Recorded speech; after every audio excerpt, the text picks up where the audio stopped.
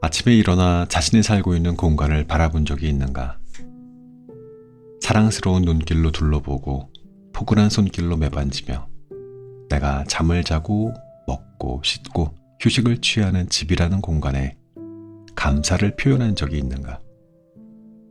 나를 감싸는 공간의 분위기에 만족스러워 매일 아침 행복한 기분으로 하루를 시작하고 있다면 당신은 당신의 공간을 무척 사랑하는 사람일 것이다. 그리고 동시에 당신의 공간에게 사랑받는 사람일 것이다.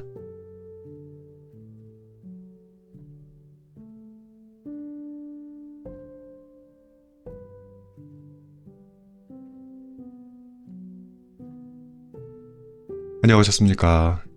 무두유 아저씨 책 읽는 자작입니다. 오늘 소개할 책은 잘 되는 집들의 비밀입니다. 지은이 정희숙, 펴낸 곳은 포레스트 북스입니다. 저는 공간 정리 컨설턴트라는 직업이 있는지 이 책을 읽기 전에는 몰랐습니다. 책은 단순히 정리에 관한 지침서를 넘어서 공간과 삶의 상호작용에 대한 깊은 성찰을 담고 있더라고요. 저자 정희숙 대표는 1만 명이 넘는 사람들과의 경험을 통해 집을 정리하는 것이 어떻게 우리의 삶을 근본적으로 변화시킬 수 있는지를 탐구했습니다. 저자의 이야기는 집안의 정돈이 단순히 물리적인 활동을 넘어 우리의 삶에 긍정적인 변화를 가져다주는 중요한 행위임을 책 내내 강조하고 있습니다. 이 책은 실용적인 가이드와 어떻게 집을 정리할 수 있는지에 대한 또 에세이적인 그 서정성이 이렇게 결합되어 있는 방식이었습니다. 좀 독특했어요. 나무님들께 삶의 공간을 재구성하는 게 왜 필요한지 영감과 동기를 만들어 줄 것이라 생각해서 오늘 이 책을 들려드리고자 합니다. 그럼 지금부터 자작나무 정리의 숲길을 걷겠습니다. 오늘도 끝까지 함께 해주십시오.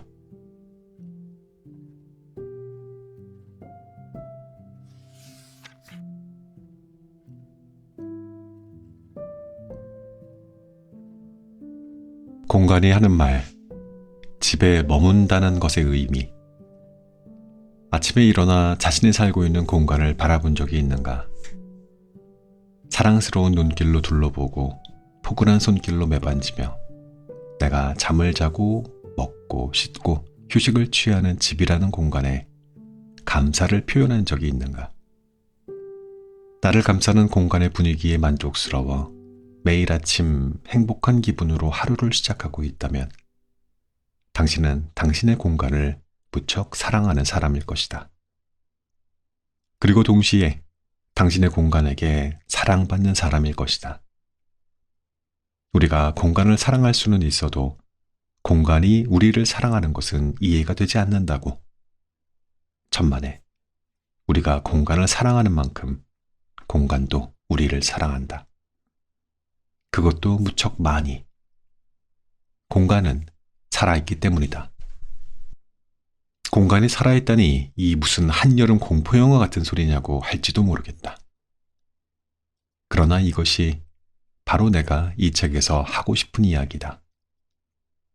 사람은 몸을 가진 존재다. 몸을 가진 존재는 필연적으로 공간을 필요로 한다. 자기 몸 하나 놓을 수 있는 공간은 선택이 아닌 필수이기에 인간은 아주 오래전부터 자신이 머무는 공간에 대한 애착을 키워왔을 것이다. 우리는 하루에도 몇 번씩 다른 공간 속에 머문다. 그 공간은 집일 수도 있고 방일 수도 있고 어떤 카페의 테이블 앞이거나 도서관 의자 위일 수도 있다. 나는 때로 일상의 공간을 떠나 특별한 공간을 찾아간다.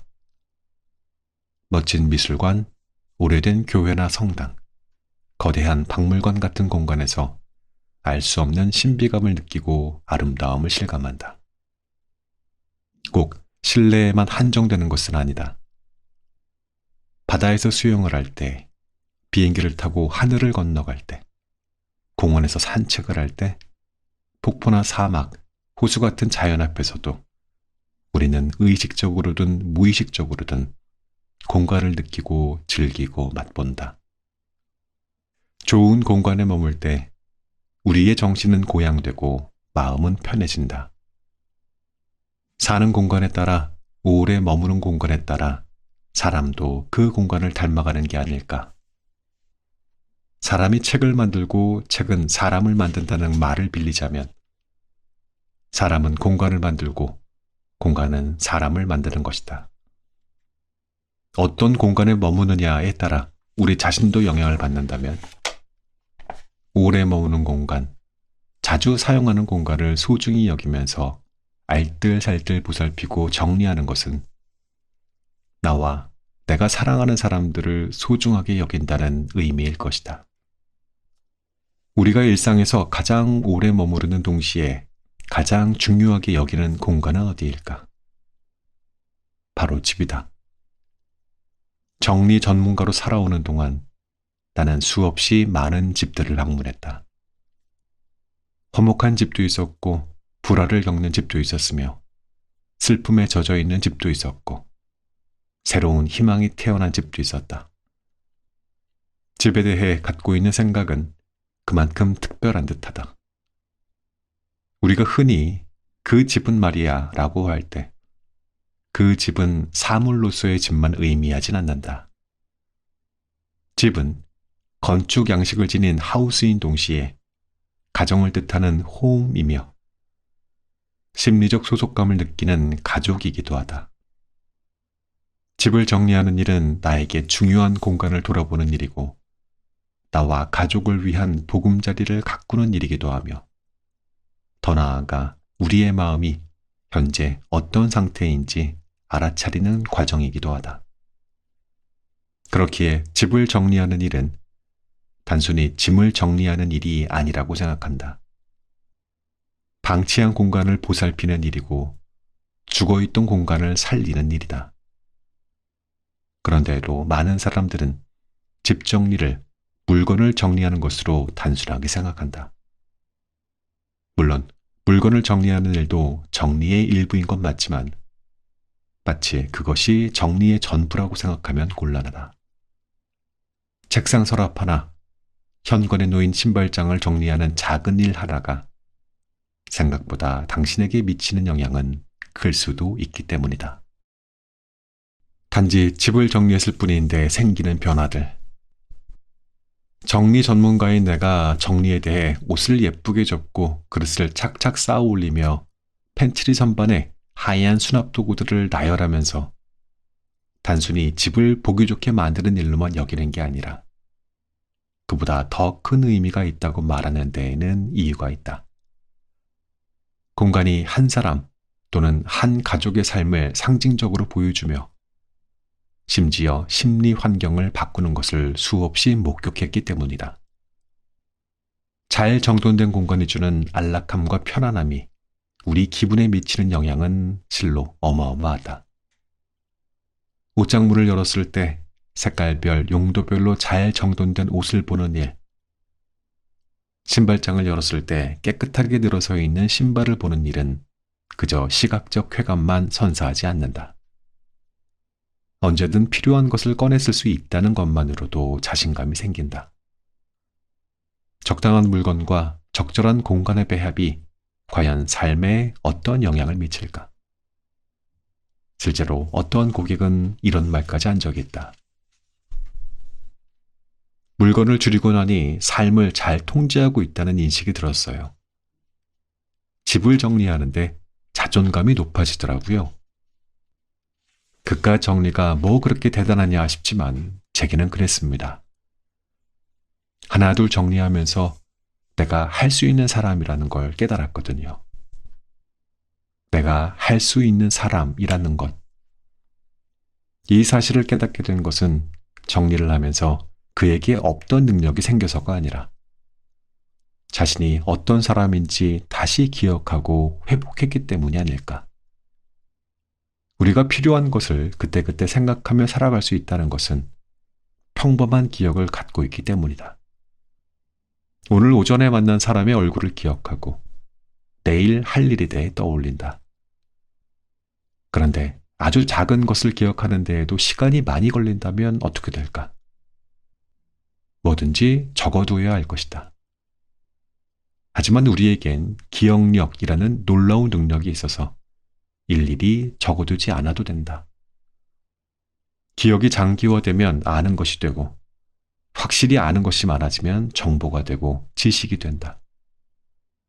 체계적으로 기억하면 빨리 생각나는 것처럼 집을 잘 정리해두면 필요할 때 바로 꺼내 쓸 수 있다.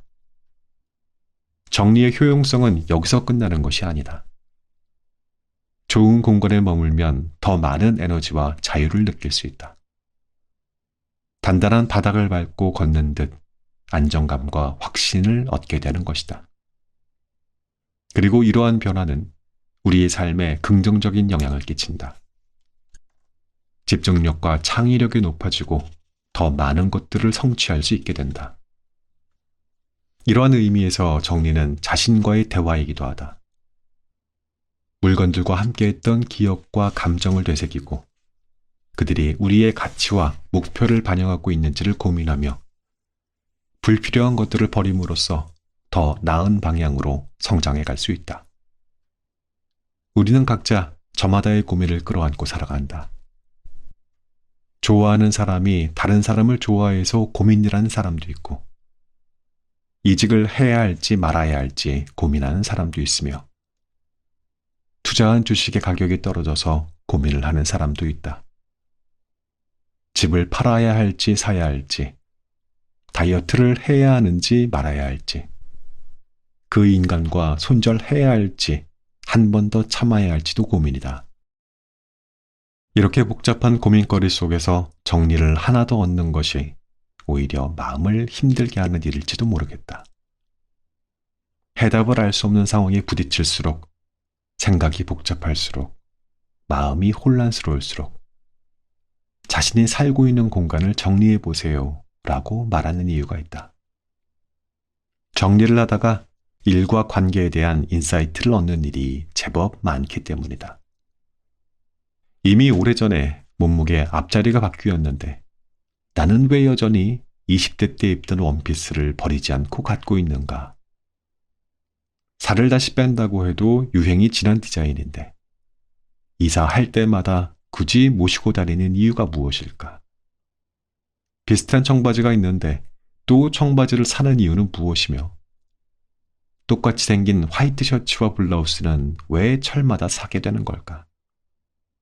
붉은색 립스틱의 신상이 나올 때마다 왜 매장으로 달려가고 마우스를 클릭하는 손이 바빠지는 걸까?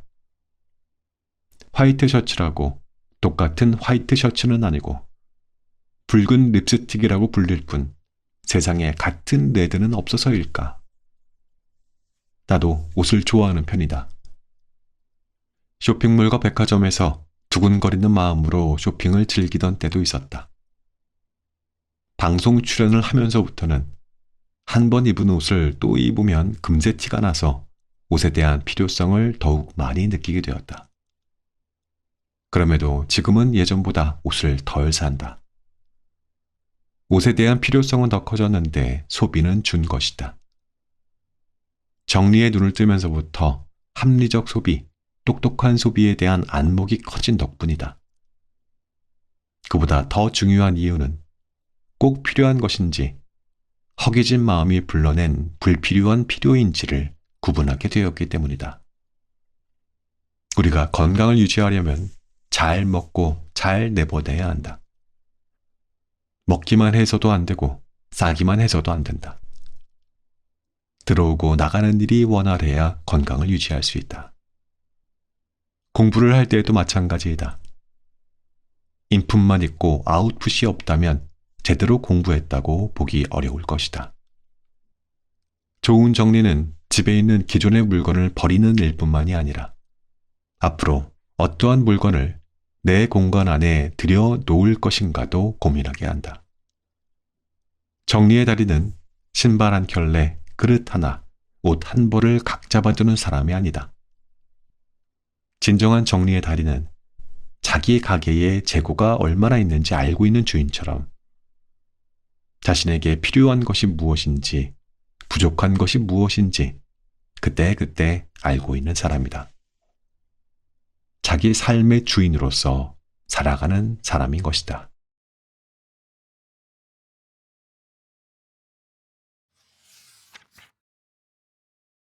공간의 정리, 그 이상.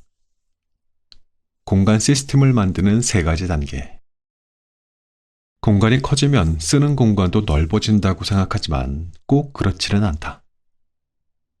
공간이 큰 것과 공간을 넓게 쓰는 것은 별개의 문제이기 때문이다. 10평 공간도 넓게 쓸 수 있고 100평 공간도 좁게 쓸 수 있다. 물론 물리적 공간의 크기에 따라 체감하는 정도가 바뀌는 것도 사실이지만 넓은 공간이라고 해도 제대로 활용하지 못한다면 죽은 공간이 많아진다. 넓다고 넓게 쓰는 것은 아니며 좁다고 좁게 살아야만 하는 것도 아니다. 일을 할 때 시스템이 갖춰져 있으면 효율이 극대화되는 것처럼 공간도 시스템을 만들면 활용도가 극대화된다. 같은 공간이라도 완전히 다른 집이 되는 것이다. 공간 시스템을 만들면 공간에 대한 생각이 달라진다. 쾌적하고 효율적인 공간을 누리기 위해 불필요한 공간의 낭비를 줄이고 물건을 보관하거나 활동을 수행하는 데 최적인 공간으로 배치하는 법을 점점 더 배우게 된다. 또한 공간을 깔끔하고 정돈된 상태로 유지함으로써 시각적으로 깨끗하고 혼란이 없는 환경을 조성하게 된다. 각각의 공간을 어떠한 목적을 위해 사용할지 고려하여 배치하면 동선이 꼬이지 않아 활동성이 유려해진다. 색상, 패턴, 레이아웃 등을 조절하여 목적과 특색에 따라 정리를 하기 때문에 공간의 품격도 높아진다. 공간 시스템은 변화하는 필요에 대응할 수 있도록 유연한 구조로 만드는 게 좋다. 결혼이나 출산을 비롯해 자녀가 성장하고 또 독립하는 등 가족 구성원의 변화가 생기면 달라질 수 있기 때문이다. 새로운 물건을 추가하거나 공간의 용도를 변경해야 할 때 쉽게 조정하거나 업데이트할 수 있도록 준비하는 것이다. 이러한 이유로 집 정리는 집 정리라기보다 공간 정리, 즉 공간의 시스템을 만드는 일이라고 생각해야 한다. 정리를 하기 전에 내가 살고 있는 공간을 먼저 생각하고 어떤 공간으로 만들지, 정리 후에도 어떻게 유지할 것인지 등을 고려해야 하는 것이다. 공간 시스템은 정해진 방식이 있는 게 아니다. 가족 혹은 개인의 취향과 필요에 따라서 맞추면 된다. 공간 시스템을 만드는 과정은 크게 세 단계로 이루어진다. 첫째, 공간의 목적을 결정하는 일이다. 공간의 목적을 결정할 때에는 다음과 같은 요소들을 고려한다. 우선 어떤 활동이나 기능을 위한 것인지를 생각한다. 각 공간이 지닌 목적에 따라 레이아웃과 가구 배치를 결정할 수 있기 때문이다. 또한 가족 구성원의 편의성과 만족도도 중요하다. 가족 구성원의 변화가 생기면 공간에도 변화가 생긴다. 주어진 공간을 최대한 효율적으로 활용하는 것도 중요한 요소이다. 공간 내에 빈틈을 최소화하고 불필요한 공간의 낭비를 줄인다. 마지막으로 고려할 것은 미적 감각이다. 편리하면서도 시각적으로 아름다움을 느끼면 공간에 대한 애정이 커진다. 둘째, 공간에 맞게 물건을 배치하는 일이다. 흔히 정리라고 말하는 바로 이 단계. 즉, 물건을 배치하는 일을 생각하기 십상인데 물건 정리는 어디까지나 공간 시스템을 만드는 하위 단계로 보고 계획을 세우는 게 좋다. 물건 배치와 관련된 정리는 다시 5단계로 이루어진다. 첫 번째는 모으기이다. 이 단계에서는 집안의 모든 공간에서 물건을 찾아내어 한 장소에 모은다. 예를 들어 옷 정리를 할 때 집안에 있는 모든 옷을 거실이나 안방 등 넓은 장소에 모두 꺼내 모으는 것이다. 이때 가능한 모든 공간을 체크하여 빠짐없이 모으는 것이 중요하다. 집안 여기저기에 꽁꽁 숨겨두었던 물건들까지 꺼내서 실제로 보는 일은 때로 충격이 될 수도 있다. 이러한 충격요법은 필요하면서도 중요하다. 물건이 막연히 많다고 생각하는 것과 직접 보는 것은 다르기 때문이다. 두 번째는 분류이다. 모은 물건들을 비슷한 종류끼리 함께 묶어놓고 구분한다. 예를 들어 옷을 계절이나 종류에 따라 분류하거나 주방 기기들은 용도별로 분류하는 일이다. 세 번째는 세분화이다. 분류한 물건들을 더 작은 하위 그룹으로 세분화한다. 이를 통해 물건들을 보다 효율적으로 보관할 수 있다. 옷을 예로 들면 상의, 하의, 외투 등으로 세분화하거나 액세서리들을 목걸이, 시계, 반지 등으로 세분화한다.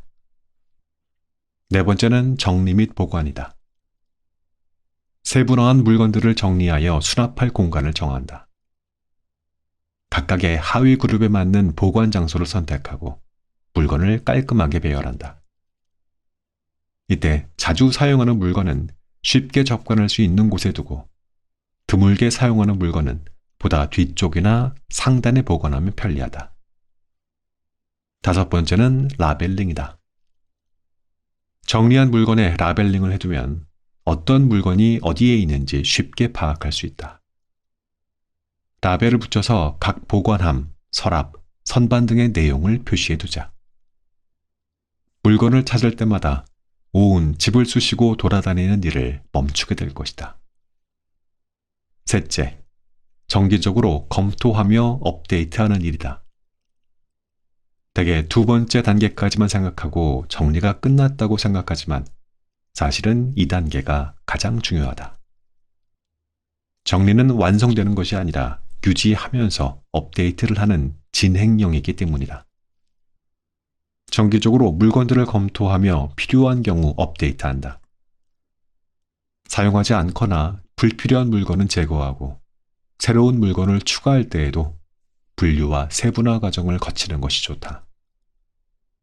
이와 같이 단계별로 고민하며 공간 시스템을 만들어두면 물건을 효과적으로 정리하고 관리하는 것은 물론 물건 때문에 집안이 점령당하는 폐해를 최소화하면서 공간을 넓게 쓸 수 있다. 게다가 좁은 공간을 넓게 쓰면 여러 가지 이점이 생긴다. 정서적으로 안정되어 쾌활하고 자유로운 기분이 더 자주 들며 좁은 공간에서 느끼던 답답함과 제한된 느낌이 줄어든다. 적절한 가구 배치, 밝은 색상 사용, 큰 거울 등을 활용해 확장된 공간은 시각적인 즐거움도 준다. 집만 업그레이드 되는 것이 아니라 내 삶도 업그레이드 되는 것이다. 공간에 창의성을 부여하라. 공간을 넓게 쓴다는 의미는 수납과 정리에 대한 테크닉을 뛰어넘어 내가 좋아하는 공간으로 바꿔보는 것이다. 이럴 때 창의적인 아이디어도 샘솟는다. 똑같은 공간이라도 어떤 창조성을 발휘하느냐에 따라 완전히 다른 장소처럼 느껴진다. 수진 씨는 부모님이 물려준 20평대 빌라에서 신혼살림을 시작하게 되었다. 어머니가 돌아가시고 아버지가 귀촌을 한 지 얼마 되지 않은 터라 가족이 함께 쓰던 물건들을 미처 다 정리하지 못한 채였다. 결혼 전으로 진짜 바빴어요. 신혼여행도 미룰 정도였거든요. 집 정리를 해야지 하면서도 손댈 엄두를 못 내겠더라고요. 그런데 이젠 정리를 해야 할 때가 된 것 같아요. 부부는 최근 안락사를 당할 뻔한 강아지를 새 식구로 맞이했다. 결혼을 하면서 이사를 생각하기도 했지만 반려동물을 기르기엔 이곳만큼 제격인 곳도 없었다. 동네는 조용했고 녹지가 넓은 공원도 가까이 있었다. 30년 된 빌라였지만 주기적으로 보수 공사를 해서 사는데 불편함은 없었다. 방마다 햇볕도 잘 들었다. 1년 전에 벽지와 바닥을 바꾸고 창호도 교체했기에 별도의 인테리어를 하지 않아도 되었다. 다만 넘치는 공간과 정돈되지 않은 공간이 문제였다. 고민 끝에 큰 방을 남편과의 공용 공간인 드레스룸 겸 침실로 쓰고 중간 방은 수진 씨의 작업실로 만들기로 했다. 가장 작은 방은 남편의 서재로 결정했다. 수진 씨는 현재 경영 컨설팅 관련 업무를 하고 있었지만 조만간 스마트 스토어를 론칭할 계획을 갖고 있었다. 수진 씨의 남편도 해외 출장이 많아지는 환경을 고려해 영어 공부를 하는 등 혼자만의 공간이 필요했다. 이 시기에 공간을 정리하는 일은 두 사람의 결혼 생활은 물론 직업적 변화를 이뤄낼 미래와도 직결된 일이었다. 공간의 목적이 결정되자 정리는 한결 수월했다. 집안에 남긴 물건보다 내보낸 물건의 양이 압도적으로 많았다. 어마어마한 물건을 보면서 동네 사람들도 깜짝 놀랄 정도였다. 심지어 있는지조차 모르던 물건들도 많았다. 시간을 들여 정성을 기울인 덕에 집은 점점 부모에게 알맞은 공간으로 다시 태어나기 시작했다. 가장 큰 변화를 보인 곳은 수진 씨가 작업실로 쓸 방이었다. 아버지가 쓰던 오래된 목재 수납함을 버릴까 말까 고민하던 차에 옷장 서랍 안에서 어머니가 쓰던 섬세한 무늬의 숄을 발견했다. 어머니가 생전에 좋아하던 숄이에요. 이걸 활용할 수 있는 방법이 없을까요? 유품처럼 발견된 엄마의 추억이 담긴 물건을 이 집 어딘가에 실용적으로 쓰면 좋겠다는 것이었다. 그때 눈에 띈 것이 목재 수납함이었다. 아버지의 수납함에 어머니의 숄을 덮어보았다. 그 위에 수진 씨가 취미로 모으고 있는 만년필을 올려두니 앤티크한 분위기가 났다. 수진 씨는 창문 위쪽에 매달린 선반을 달아 작은 모비를 걸었다. 햇빛의 움직임에 따라 창문의 예술작품처럼 그림자가 만들어졌다. 시시때때로 움직이는 그림자는 공간에 새로운 생명을 불어넣었다. 비 오는 날에 창문을 열고 음악을 들으면 너무 좋겠죠? 정리를 하면서 집에 새로운 생명과 아름다움을 불어넣은 것 같아요. 공간이 우리를 무척 사랑하고 있다는 기분마저 들어요. 수진 씨는 굉장히 만족스러운 미소를 지으며 밝게 말했다. 나도 고개를 끄덕였다. 이 방은 비 오는 날은 물론 맑은 날에도 흐린 날에도 그녀가 마음껏 창의성을 발휘할 공간임에 틀림없었다. 하나 둘 공간이 되살아나면서 작업에도 속도가 붙었다. 거실의 창문을 열어 들어오는 햇살로 공간을 밝게 만들었다. 편안한 소파와 탁자를 배치하니 부부가 휴식 시간을 보내기에 좋은 공간이 되었다. 작업은 저녁 늦게야 끝났다. 하지만 수진 씨의 열정은 끝나지 않았다. 미리 구매해 두었다는 작은 조명을 집안 곳곳에 설치했다. 유리병을 이용하여 만든 램프를 켜고 코너마다 양초를 놓아 분위기를 조성했다. 조명이 켜지자 공간에 따뜻한 빛이 숨결처럼 밀려들었다. 마치 집 전체가 두 사람을 따뜻하게 안아주는 기분이 들었다. 부부의 얼굴에 만족스러운 미소가 감돌았다.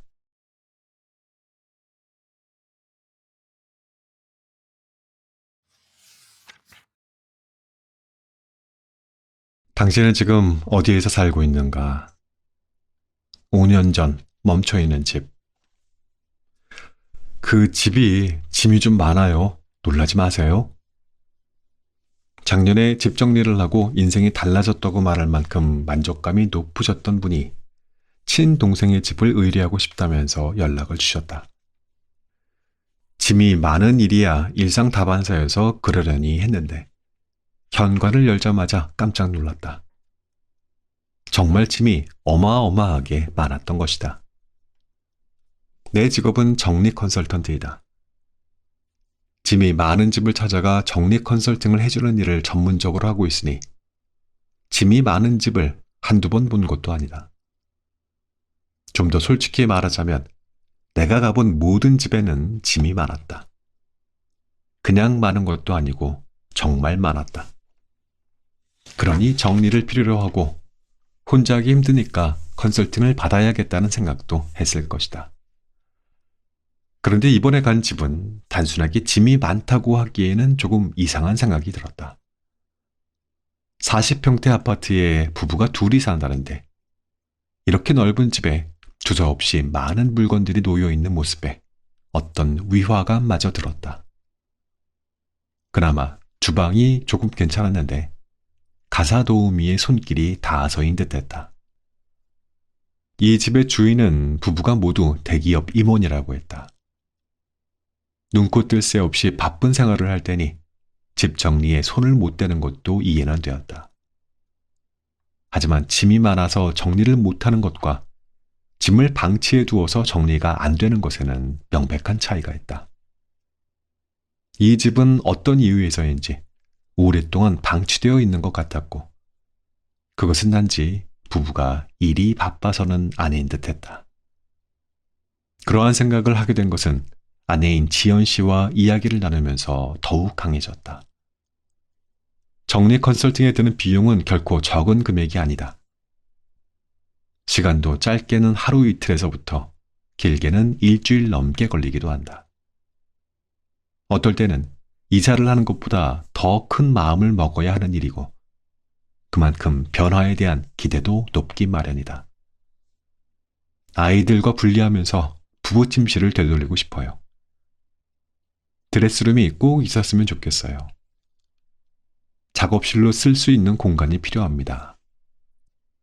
정리를 의뢰하면 물건을 버리거나 수납장을 새로 사고 가구 배치를 새롭게 하는 일 등 어떠한 식으로든 가족 구성원의 바람이나 자신의 욕구를 드러내기 마련인데 지연 씨는 전혀 그런 기색이 보이지 않았다.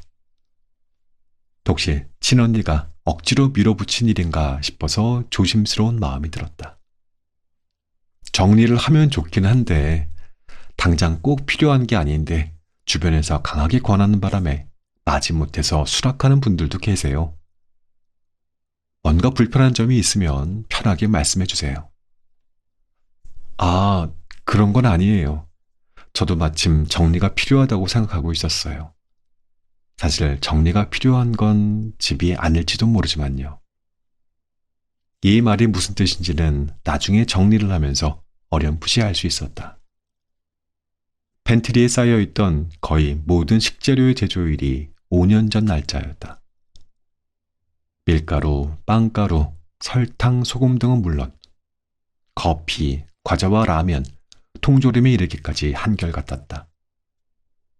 우연이라면 우연이겠지만 그러기엔 너무나 지나친 우연이었다. 식재료는 그 집의 순환을 보여준다. 일상을 평범하게 유지하면서 살아가는 가족들의 집에도 유통기한이 지난 것들은 몇 개씩 나오기 마련이다. 그러나 모든 식품의 유통기한이 이렇게 약속이나 한 듯 오래되지는 않는다. 이 집의 시간은 마치 5년 전에 멈춰 있는 듯했다. 쓰지 않고 쌓아둔 물건들도 많았다. 그 중에 눈에 띄는 것은 제빵 기계들이었다. 사용한 지 오래된 듯 아무렇게나 처박혀 있는데 깨끗하게 관리하지 못한 채 군데군데 곰팡이가 슬어 있었다. 집에선 잠만 잘 만큼 바쁘게 살아가는 부부가 손수 빵이나 과자를 만들어 먹은 적도 있었는지 지금의 상황에선 상상이 잘 되지 않았다.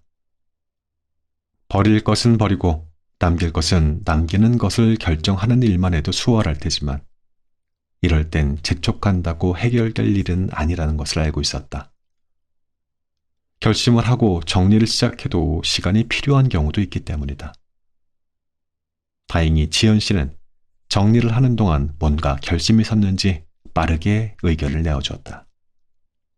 무엇을 어떻게 결정할지 결정이 된 공간은 직원들에게 나눠 맡기고 나는 지연 씨와 함께 서재로 들어섰다. 남편의 공간을 제대로 만들어주고 싶은데 여기가 참 손대기가 어렵네요. 있는 것이라곤 책상, 책꽂이 3개에 빼곡하게 꽂힌 책들과 크고 작은 상자 67개였는데 왜 다른 곳보다 유난히 서재 정리를 어려워하는지 의아했다. 책들은 정갈하게 정리되어 있다고 보기 어려웠지만 엉망진창인 편도 아니었다. 팬트리 안에 쌓여있던 물품들을 볼 때처럼 손길이 닿은 지 오래되었다는 느낌만 받았다. 책을 살펴보는데 자폐증에 대한 책이 수십 권도 넘어 보였다. 혹시 아이가 있고 이 책들이 아이와 관련된 일인가 싶었지만 집안 어디에도 아이 물건을 발견할 수는 없었다. 그제야 상자에 눈이 갔다. 저 상자 안에는 뭐가 들어있나요? 아, 네. 아이 물건이요. 5년 전에 세상을 떠났는데 어떻게 해야 될지 몰라서. 그녀의 눈가가 붉어지더니 말을 잇지 못했다. 나도 한동안 말을 아꼈다. 왜 이 집안의 모든 식품들이 5년 전을 가리키고 있는지, 제빵기계가 누구를 위한 것이었는지, 왜 이 집이 통째로 방치될 수 없었는지 한꺼번에 이해가 되었다. 아이가 5살 때 자폐증 진단을 받았어요. 오랫동안 기다렸던 아이였기에 하늘이 무너지는 줄 알았죠. 그래도 너무 사랑스러운 우리 아이였으니까 뭐든지 해보자고 했어요. 저도 남편도 정말 많이 노력했어요. 그이는 책이라는 책은 다 구해서 읽고 휴지까지 했었죠. 아까 보셨던 제빵 기계들도 아이랑 같이 하려고 산 물건들이에요. 그런데 아이가 초등학교 입학하던 날 사고가 났어요. 하늘나라에 간 지 5년이 됐네요. 지금까지 어떻게 살았는지 모르겠어요. 남편도 저도 일만 했던 것 같아요. 일에라도 몰두를 안 하면 미칠 것 같았으니까요. 부부는 어느 순간 말을 잃었다고 했다. 대화 주제의 90% 이상이 아이였다. 아이를 돌보는 일을 나누고 아이의 미래를 걱정하고 아이가 나아질 수도 있는 희망에 가득 찬 날에는 부부도 웃었고 더 나아질 수 없다는 점에 직면했을 때에는 좌절하며 울었다. 그렇게 아이를 중심으로 집안의 물건을 바꿔가고 아이를 가운데 두고 대화를 나누던 부부는 아이가 사라지자 같이 할 일도 같이 할 말도 잃어버리고 말았다. 그리고 그 이후 5년 동안 침묵의 집에서 살아온 것이다. 저도 남편도 많이 지쳤는데 그걸 표현하지 못하고 살았어요. 주변에 걱정을 끼치지 않으려고 바쁘기만 살았죠. 어느 날 밤엔 먼저 잠든 남편을 보는데 머리가 하얗게 새웠더라고요. 이 사람은 무슨 낙으로 살아가나 싶었죠. 저도 마찬가지였고요. 밤새 한숨도 못 잤어요. 더 이상 이렇게 살면 안 되겠다는 생각만 들었어요. 아이를 잃은 아픔을 무엇에 비유할 수 있을까? 단장지혜라는 말로도 그 아픔은 형언할 수가 없을 것이다. 나도 아이들을 키우지만 비록 말썽을 피우고 말을 안 들어도 아이를 잃어버린다는 생각조차 할 수 없을 만큼 아이의 죽음은 상상 밖의 고통이다. 우리가 너무나 사랑하는 사람을 잃으면 그와 함께 있던 공간도 죽는 게 아닐까. 아이와 함께 숨쉬고 빵을 굽고 매일 아침 살냄새를 맡고 잔소리를 하고 화를 내고 사과를 하고 두 손으로 작은 몸을 꼭 껴안던 공간은 더 이상 살아있는 공간이 아니게 된다. 현재의 공간을 더 이상 버티지 못해 과거에 못 박힌 채 하루하루 보내는 것이다.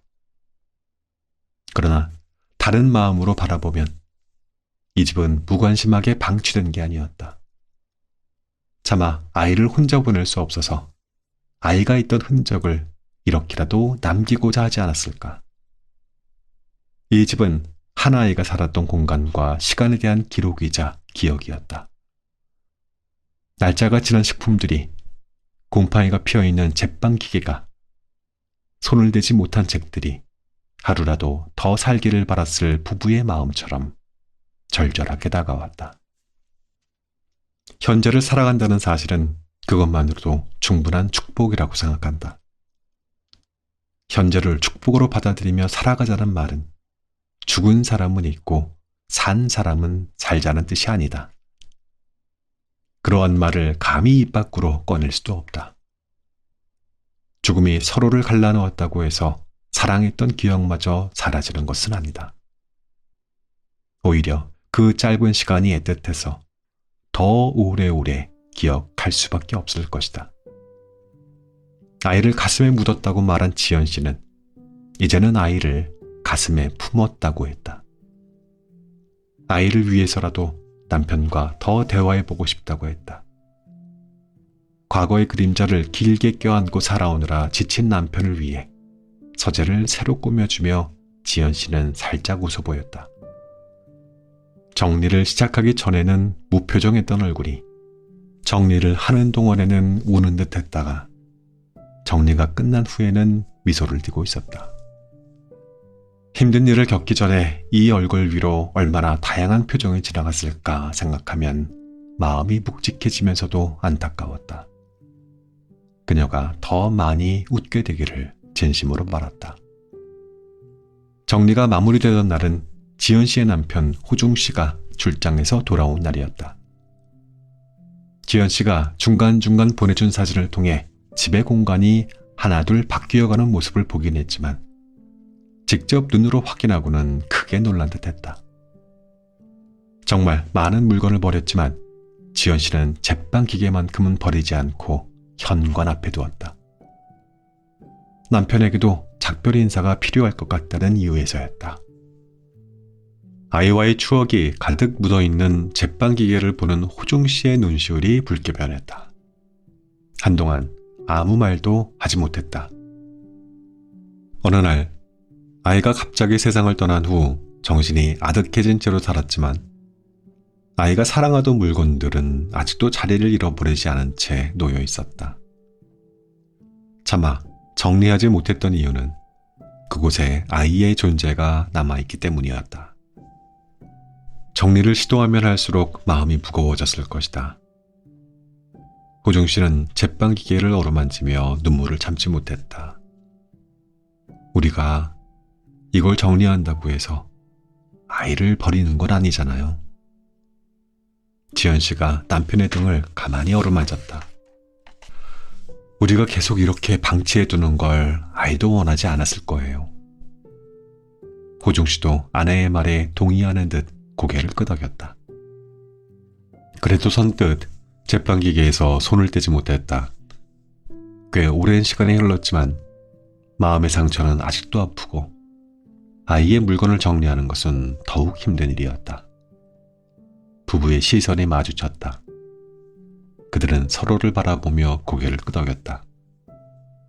호중 씨가 무릎을 꿇고 아이의 머리를 쓰다듬듯 제빵기계를 어루만졌다. 이젠 안녕. 엄마와 아빠는 평생 너를 기억하고 사랑할게. 그의 목소리가 한결 편안해진 것이 느껴졌다. 아이가 이제 편안한 곳에 있으리라 믿으니까. 부부는 함께 제빵 기계를 들고 현관을 나섰다. 걸음으로 옮길 때마다 아이와의 소중한 기억들을 되새기며 마음을 정돈했으리라. 아이의 물건을 정리하는 과정은 아프고 힘든 일이었지만 앞으로 서서히 치유될 것이라고 믿었다. 아이를 생각하면 마음이 무거운 것은 변함없더라도 새로운 첫 걸음을 내딛었으니까 말이다. 잠시 후 부부는 손을 잡고 들어왔다. 그새 정리도 거의 마무리되어 뒤엉켜있던 물건들이 제자리를 찾았다. 마치 얽혀있던 감정들이 풀려나가는 듯 집안 공기가 가벼워지고 있었다. 정리를 통해 부부관계에도 변화가 생길 것이라는 사실을 직감하는 순간이었다. 지연 씨의 집을 다녀온 후부터는 정리되지 못한 공간을 보면 선입견처럼 따라오던 부정적인 마음을 내려놓으려 노력했다. 정리되지 못한 공간이 반드시 나쁜 공간은 아니며 오히려 잘 정리된 공간보다 그 안에서 살아가는 사람들에 대한 많은 것을 알려준다. 공간은 물리적인 공간인 동시에 심리적인 공간이기도 하기 때문이다. 그래서 때로 방치된 공간, 어질러진 공간은 우리가 과거에 머물러 있는지 현재를 살고 있는지 묻는 듯하다. 당신은 지금 어디에서 살고 있습니까?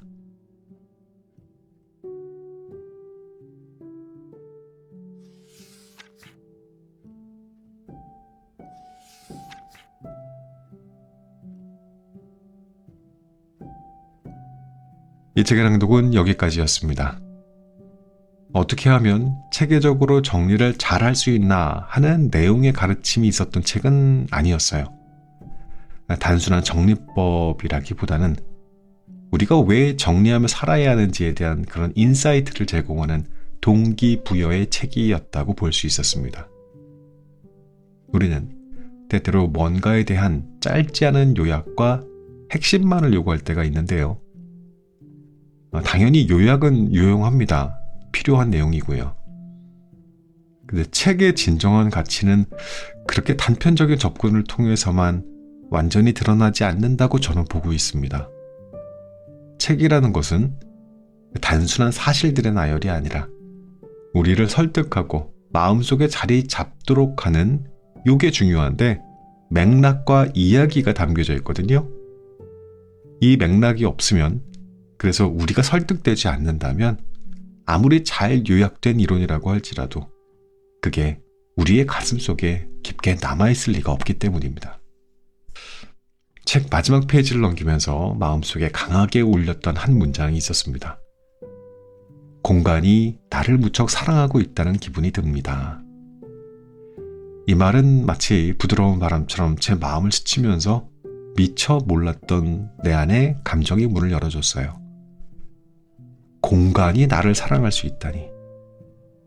내가 공간을 꾸미는 게 다가 아니라 그 공간으로부터 사랑받는 느낌을 가질 수 있다니. 이전까지는 생각해보지 못했던 개념이었거든요. 그 문장에 이끌려서 조심스럽게 책을 덮고 주변을 이렇게 둘러보기 시작했어요. 지금 내가 있는 공간을 한참 동안 찬찬히 바라봤습니다. 제 삶을 돌이켜보니까 언제나 나만의 공간이라고 하는 곳을 가져본 적이 없었더라고요. 어려서는 뭐 다들 우리 그런 시절 보냈으니까. 근데 어른이 되어서도 일터가 곧 나의 공간이었고, 나의 공간은 흡사 좀 약간 공용의 공간인 것처럼 느껴지는, 나의 집이라는 개념이 어딘가 이렇게 먼 이야기처럼 느껴지는 삶을 살았더라고요. 1년 전에 그 생활을 마감하고 이 나만의 공간을 꿈꾸기는 했는데, 일단 이런저런 절차상 우선 작은 숙소로 이사를 해서 살고 있습니다. 2, 3년 뒤에 내 집이 진짜로 생기면 그때서야 내 보금자리를 꾸며야지 하면서 지금의 이 집을 대단히 소홀하게 생각하고 있다는 걸 깨닫게 됐어요. 여기는 임시 숙소일 뿐인데 정리는 무슨, 이런 마음을 갖고 있었던 거죠. 책을 읽은 다음에 이런 생각이 들더라고요. 아니, 임시 숙소에서 살면 그 2, 3년의 내 인생도 임시야? 그건 아니잖아요. 그게 아니라면 나는 지금부터 이 공간을 정성을 다해서 정리하고 가꿔야겠구나. 나중에 내 집이 진짜 생기면 그때는 그때대로, 지금은 지금대로. 그래서 이곳을 작지만 아늑하게 나를 사랑하는 공간으로 바꿔야겠다 결심하게 됐습니다. 책이 이래서 좋아요. 책을 읽는 건 항상 새로운 발견, 또 긍정적인 결심을 이끌어내는 마법 같단 말이죠. 여러분들은 어떤 결심을 하셨습니까? 작은 서랍장 하나를 정리하는 것으로 시작해보는 건 어떨까요? 그 작은 행동 하나가 여러분의 공간을, 또 여러분을 따뜻하게 품는 안식처로 변화시킬 수 있습니다. 그럼 오늘도 공부 많이 한 나무님들에게 엔딩 음악 선물해드리면서 방송을 마치겠습니다. 안녕히 계십시오. White is the color of flowers in springtime, red the color of blood through my veins, blue is the color of when you were leaving. Tell me, let me know what you feel inside, 'cause you don't know me by name, you don't know me by name. It's like you don't know me by name anymore.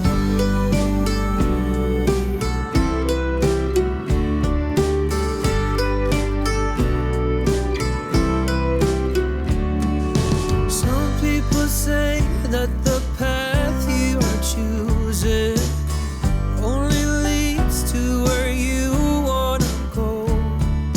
Some people say you forgive and forget, but tell me, let me know what you feel inside, 'cause you don't know me by name, you don't know me by name. It's like you don't know me by name anymore, anymore. And blue is the color of when you were leaving. Tell me, let me know what you feel inside, 'cause you